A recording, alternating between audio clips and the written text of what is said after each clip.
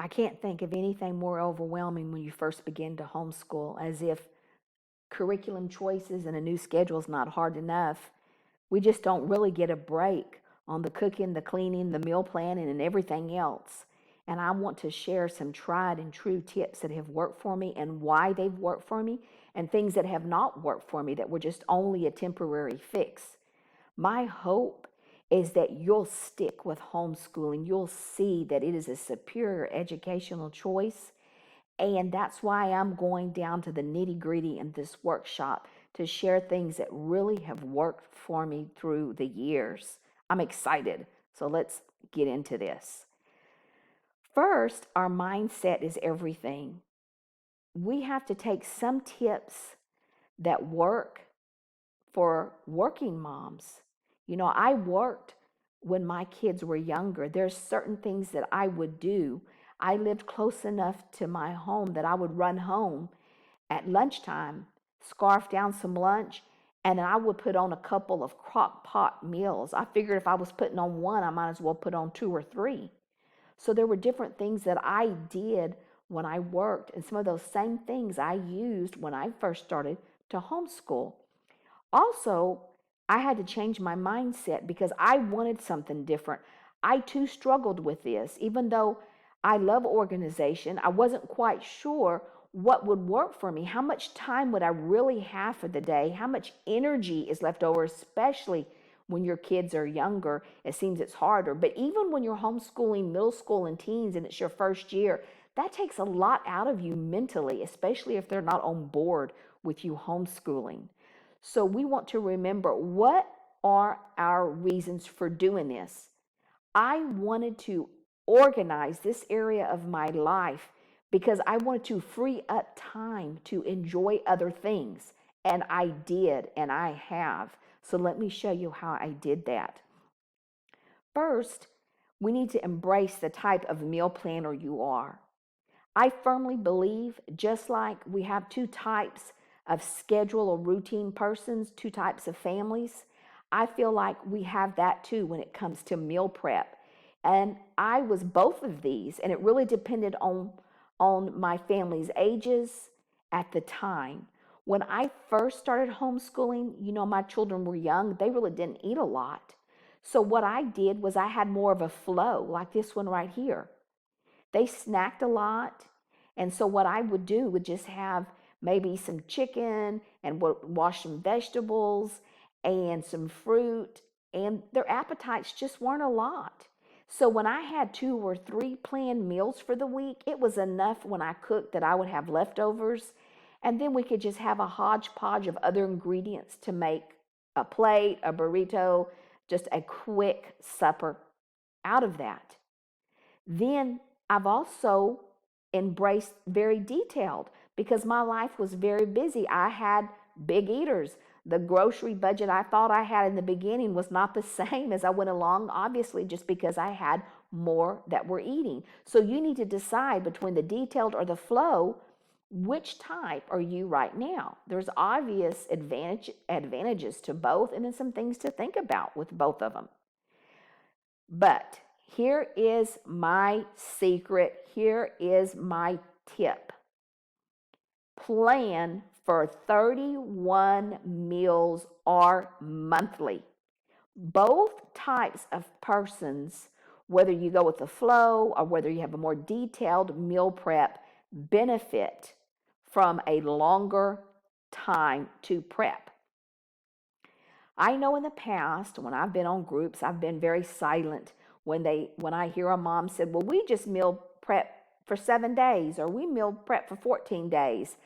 I've tried both of those, and I am here to tell you, one reason they did not work is because the end of the week rolls around much too fast. Here I am, Saturday night, Sunday night, exhausted, thinking, what are we going to have for the next week? So what I did was I took a longer time during the month, and I decided what we were going to have every day. 31 days. It didn't matter how many days were in the month. I planned days. Hands down, the best thing I have ever done. And I will tell you how I did it. Because in the beginning, I couldn't think of more than about 7 meals to prepare because I know I was eating the same things or cooking the same things over and over for my family. But here is step 1. Here is my 5-inch binder of more than 365 recipes because I am not collecting cookbooks. I am collecting meals or recipes that are tried and true, proven to be eaten, tweaked for my family. Nope, it didn't take me 30 days to do it. It didn't even take me 6 months to do it. It took me a year or more to go through creating this many meals and recipes. This is how I did it. Here's step 1 because I want to explain. First, what happens when we want to get this part of our life organized? This is what you need to have the heads up for. Do not overplan. Do not overplan. I cannot stress that enough. When I'm helping unorganized moms get organized, the first thing I see is this very regimented schedule of everything that doesn't fit your life. Organization is done in increments, small steps. So, for example, what meal do you struggle with the most? That's where you start. Now, I have had many years where I have planned breakfast, lunch, supper, and snacks because I needed to get a grip on the budget and find out how much we actually were spending. I wanted to make it on one income. So I've had many years where I've planned those meals. But for the most part, I had to sit back and think, which meal stresses me the most? And I would dare say, for probably a majority of us, it is going to be the evening meal or supper time. Why? Because it really comes at the end of a school day. Here we are now, dead dog tired, wondering, what am I going to prepare for the meal? What am I going to prepare for supper? So when you start organizing, I started with first only supper. I focused on that area first. I had breakfast down. My kids didn't mind repeating it. Lunch was leftovers. It was pretty easy. But if you're struggling in these areas, then write them all down, but focus on one. When I mean focus, I'm going to explain that in just a minute. In other words, don't try to right all the wrongs within a short time. It will be overwhelming for you. So don't overplan. Now, there's a lot of apps that come along. There's a lot of digital planners. They're okay for meal planning, but I wanted something like this because when I'm in the middle of cooking and I have dirty hands, even when I have on my gloves, I prefer to use page protectors, something I can wipe down. I don't want to be going through my phone while I'm cooking. So I do have things on my phone, but this is my go-to system when I get ready to plan. Okay, so the second step then that we need to do is to rotate. That's what I did. I rotated the 7 to 10 meals. That's all I could think of when I first started this. I thought there's no way I could get that many. I can't even think of that many meals I cook, but I did. I wrote down the 7 that I did and I tweaked it and I went from there. Now, as I created my cooking meals, or my meals, I should say, and the recipes for the year, I fell back on these things. When I was tired, I would go to one of my 7 or 10 meals. I only added one new recipe a week. Why just one? Because I had to test it out on my family. They had low tolerance if it was something new. They weren't sure about it. So I just introduced them to a new meal just easily. And then it allowed me time when I printed it to be able to write over it, tweak it, change the servings amount, changed, to put what I left out of it or what I added. So my family, it either was a win or it wasn't a win. If I didn't keep it, I threw it away. If I kept it, I stuck it in the page protector here in my binder, and I went forward with the next week. Something else that helped me was I had some theme nights when I began to prepare. If I say, okay, well, this is basically a taco night, Taco Tuesday, that helped to narrow down the overwhelm. Even if I had general broad categories for each night of the week, when I got ready to plan, then I'd say, okay, that could be nachos, it could be tacos. You could do several different things out of some taco meat. It could be taco salad, it could be burritos. It just really helped to narrow down the overwhelm. So the second step was rotating those meals, writing down what we had.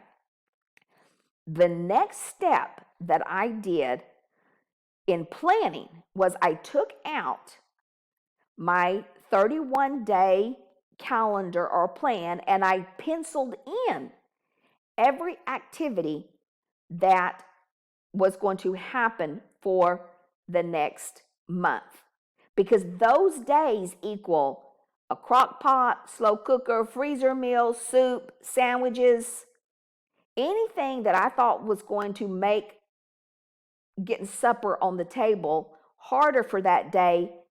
Those became crock pot days. So that you start with your planning with that first.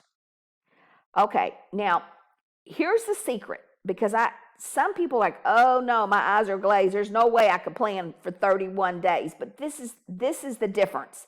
This is the fine line. This is how you do it. You plan longer, but you shop weekly. Sometimes I shopped monthly. It never worked for me because things would come up in the month. We wouldn't have that meal. Things had to change. This is where I had the flexibility. But it was so hard to sit down when I was homeschooling and mentally being tired and think of just the meals, the meal prep, the meal buy-in. All of that needs to be separated into categories when you're thinking about this. And this is what I did by having a 31-day plan. The hard part was thinking of the plan. I already had 7 ideas for the week. I already had a month. Sometime during that month, I could sit back down again and plan another 31-day meals.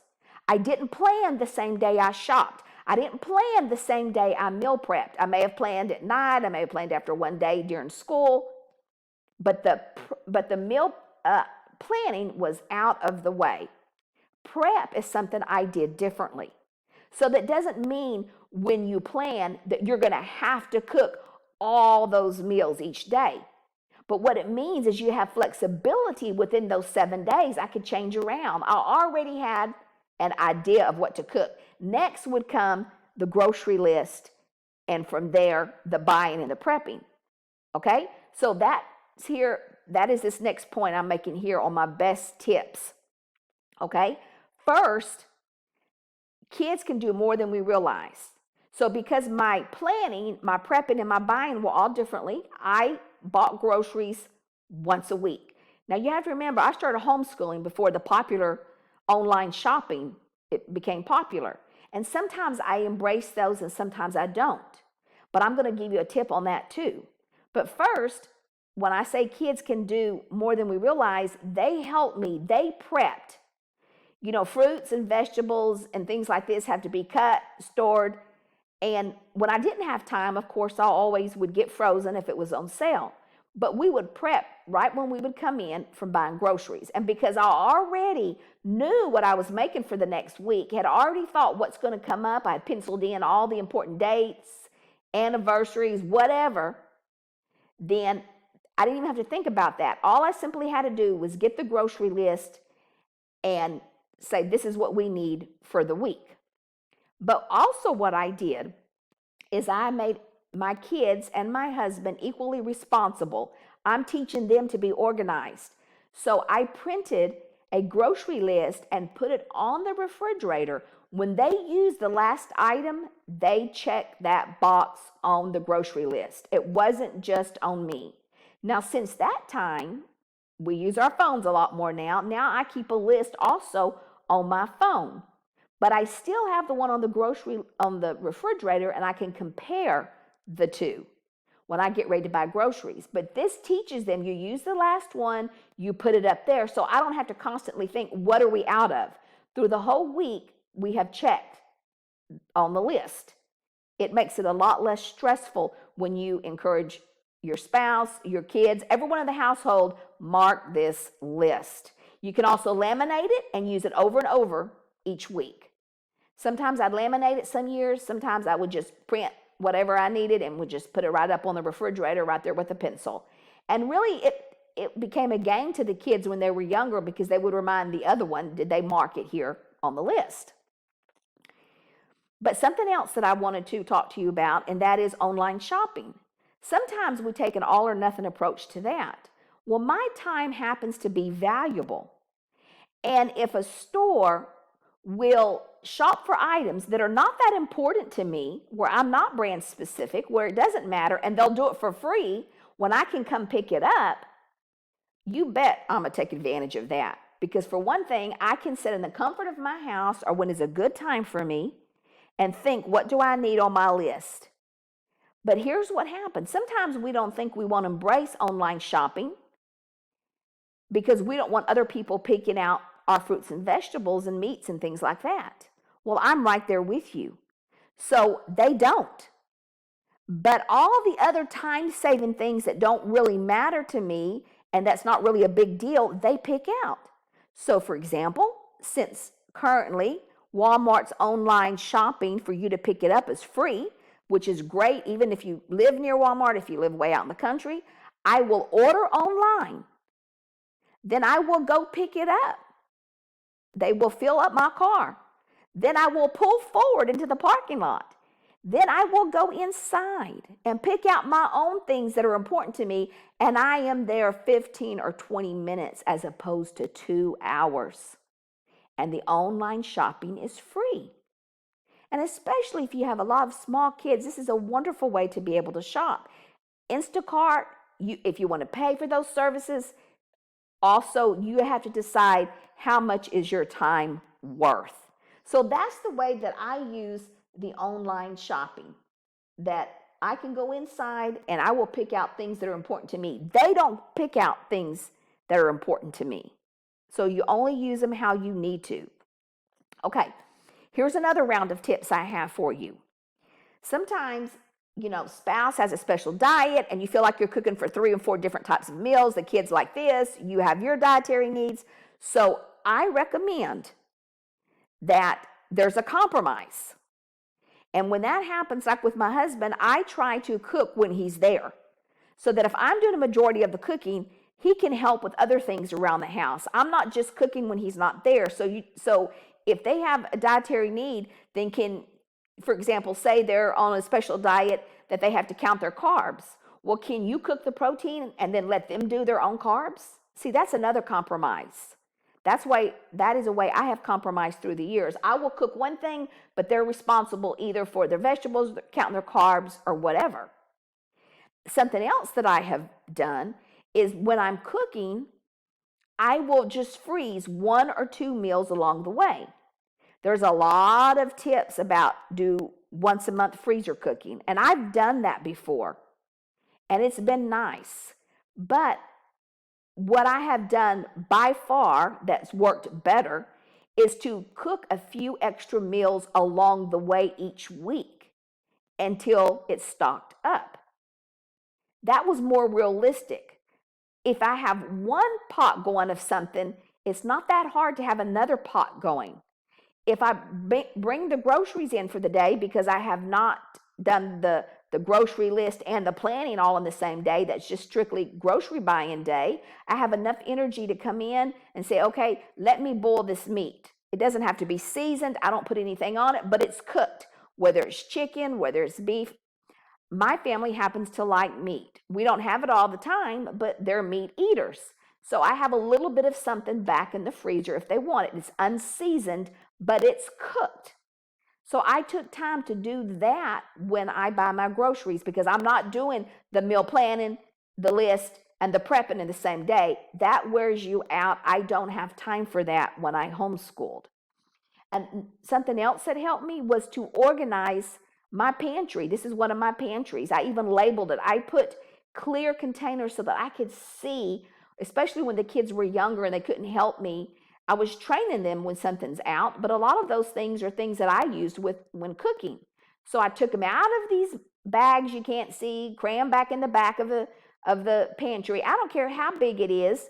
I've had very small pantries. I've had walk-in pantries. I've always had it visually where I have the containers where I can see. It makes my job easier. When I can see I'm getting low, then I can stay ahead of it. And another tip that I have is to mix in simple meals. Here is one day, I put this picture in here because this is one day where I actually made breakfasts. I have a chicken pot pie ready to go and just a couple of freezer meals. This was all made on one day while I was homeschooling. This is chicken that had been boiled before. It didn't take that long to whip up a mix and put it in here, and I actually cooked it too. And then these were 2 freezer meals that I made while I was doing supper. In addition, I have a bag of breakfast muffins ready to go. Again, this was just one evening because of the prep that I had, and gradually I would add to my freezer. In addition, I got a lot of these muffin pans, and I could do a dozen eggs. Here, I baked them in the oven. They quickly made. I turned them into egg muffins. And here's the other thing too, these breakfast muffins, is that breakfast can easily become supper. This could easily be a supper. I also have tuna cakes here. I didn't have to buy no meat. If I was running short that week, canned tuna, it's in the pantry. Here it is. My husband likes salad. My kids like macaroni and tomatoes with it. That was it. It was done. In addition, we would do lunches. We loved egg salad. We did egg salad a lot. I quickly was able to have some fruit. This obviously, by this not being a fresh pear, this tells me this was done in wintertime because I would half a pear, make a little cream cheese and cherry juice, and there was something for the kids, something a little bit sweet. But even this has been supper a few times in our house. It's not anything elaborate. It's just good and it's homemade, and my family liked it. And then when I had time to make something more elaborate like lemon chicken, then I would make that too. These are just a very, very few pictures of the meals that I have created, but I put them in here in this collage, each of them serving a purpose because I want you to see how I make things easier. Sure, I'd like to scramble eggs and have it, but I didn't have time to do that. I would buy 2 of these muffin things that had 12 in them each, and I would do 2 dozen eggs in the oven in about 10 or 15 minutes, and then quickly make these breakfast muffins. We could eat them breakfast, we could eat them at supper, snacks, whatever time we were able to do this. Okay, so then moving through here, I wanted to show you, this was the beginning. This is basically a timeline of what worked for me. I knew I had to have some kind of master grocery list when the kids were younger. It was pretty general, not anything specific about it. Then I realized that the stores that I was shopping at provided me where these items were on the aisle number. So what I did is end up making my grocery list, but not only is this the grocery list for my family, but it's also by aisle, by the aisles.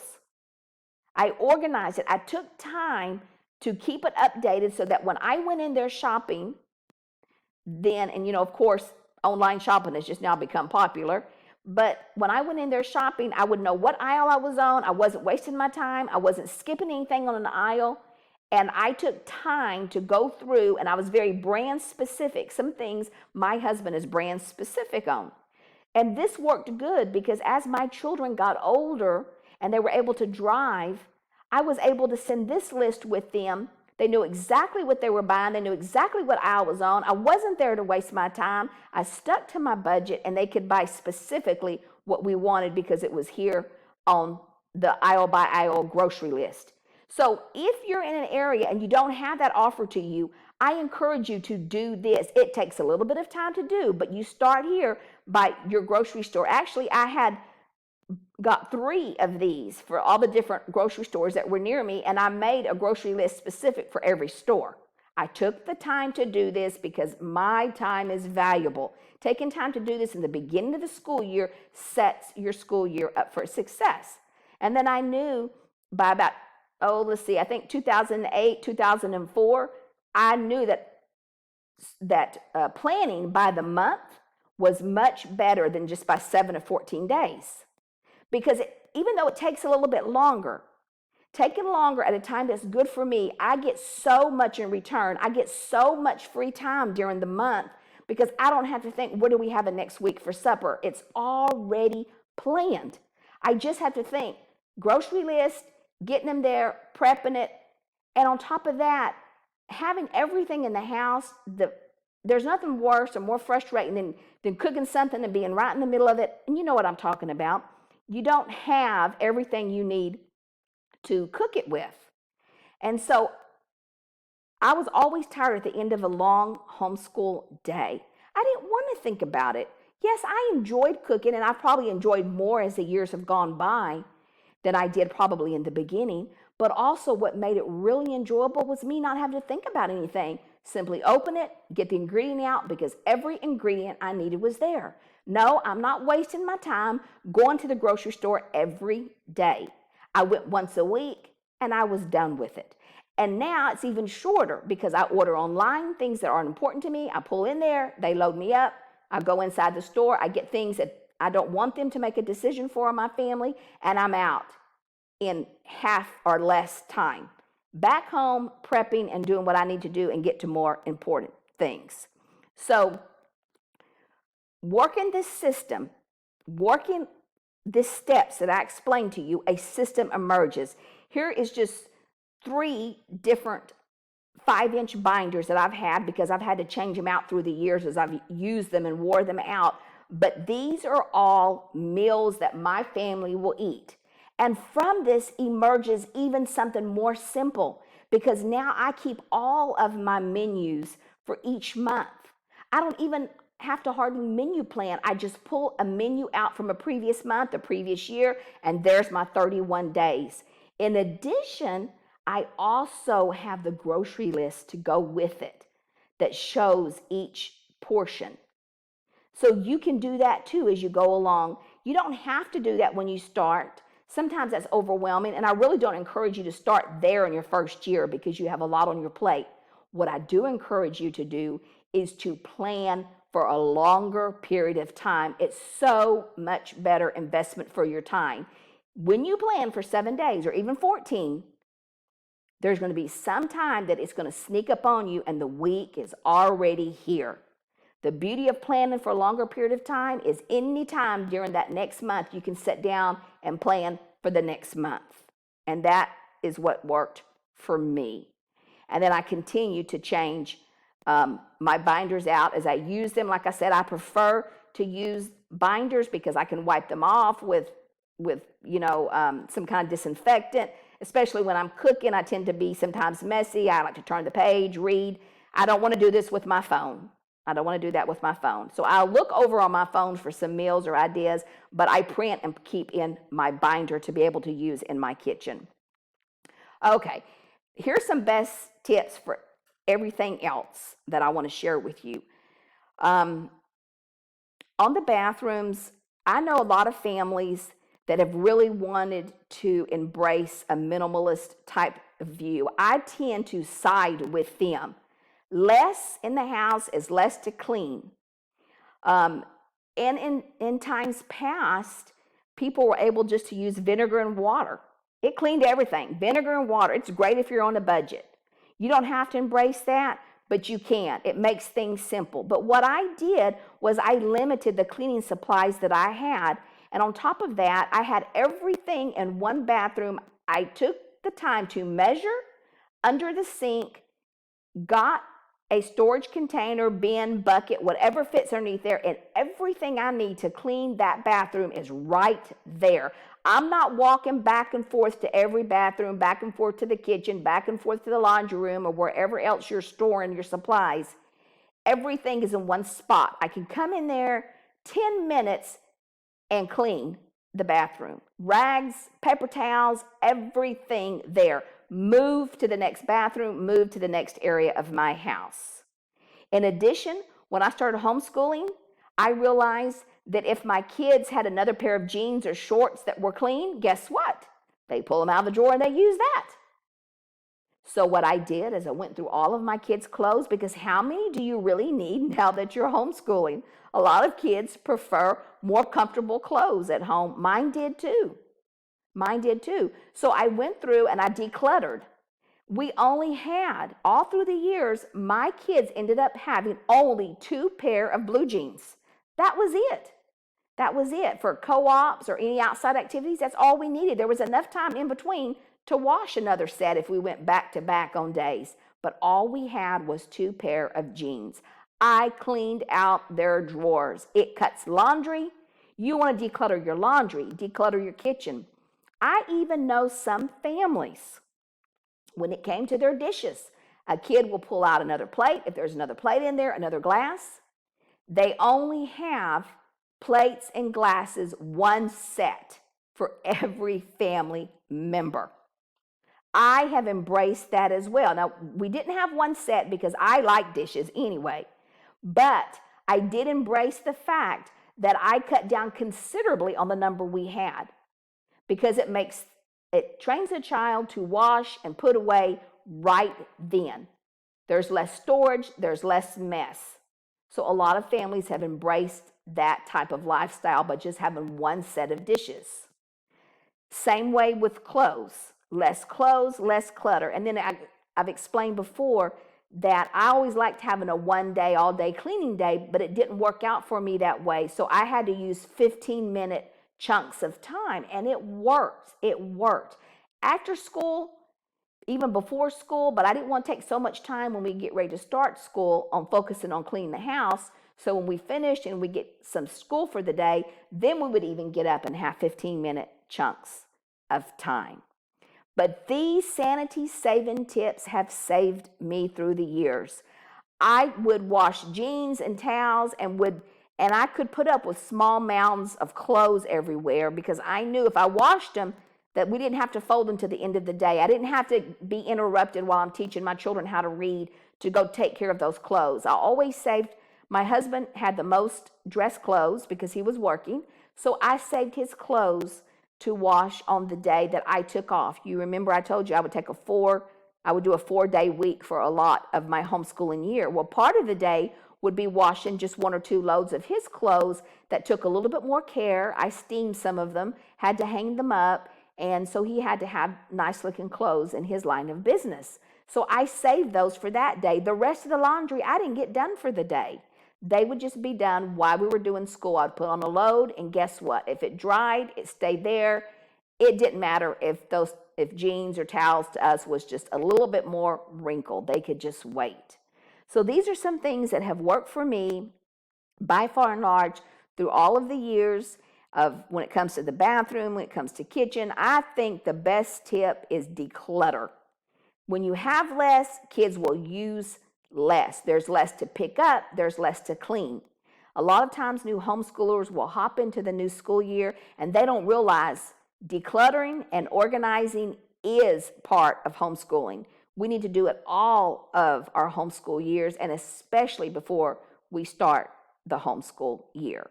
So if you have any questions, go ahead and post them on the group. I'd be glad to help you with these tried and true ways to tame the home.